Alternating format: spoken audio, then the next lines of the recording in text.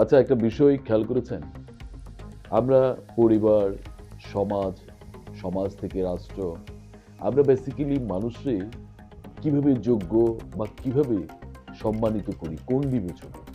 এই বিষয়টি কি কখনো ভেবে দেখেছেন? দেখুন, আমাদের সমাজে আমার মনে হচ্ছে খুব বেশি যে জিনিসটি প্রচলিত সেটি হলো কার ক্ষমতা বেশি, কার অর্থ সম্পদ বেশি। এই ক্ষমতা আর অর্থ সম্পদের মানদণ্ডে আমরা মানুষকে সম্মানিত কিংবা যোগ্য মানুষ হিসেবে বিবেচনা করি।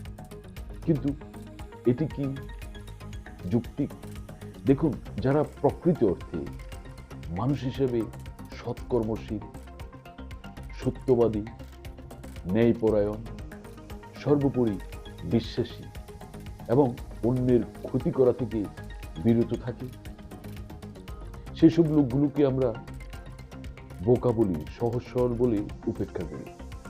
কিন্তু তারা প্রকৃত সম্মানিত এবং যোগ্য হওয়ার কথা নয় কি?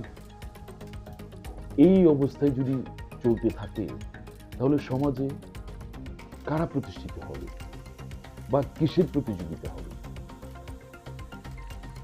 দেখুন, আমরা যেভাবে মানুষকে সম্মানিত বা যোগ্য করছি সেটি একটি ভুল প্রকার। দেখুন, মানুষ সৎ থেকেও যেমন অর্থ সম্পদের মালিক হতে পারে, তেমনি চোর, ডাকাত, দুর্নীতিবাজ, ঘুষখোর, অনৈতিক পথেও মানুষ অর্থ সম্পদের মালিক হয়ে যেতে পারে। তাই বলে তাকে কি আপনি যোগ্য এবং সম্মানিত আসনে অধিষ্ঠিত করবেন? বা এটি কি যুক্তি? এই চর্চা হলে ভবিষ্যতে কি আসলে আমাদের সমাজে, আমাদের সভ্যতায় বা আমাদের দেশে ভালো মানুষ হওয়ার প্রচেষ্টা থাকবে?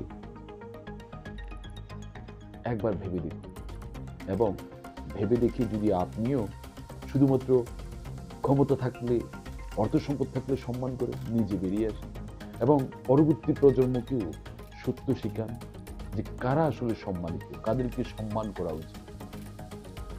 আপনার কোনো যুক্তিক মতামত থাকলে সেটিও উপস্থাপন করুন, ভালো কাজে ভূমিকা রাখুন। ধন্যবাদ।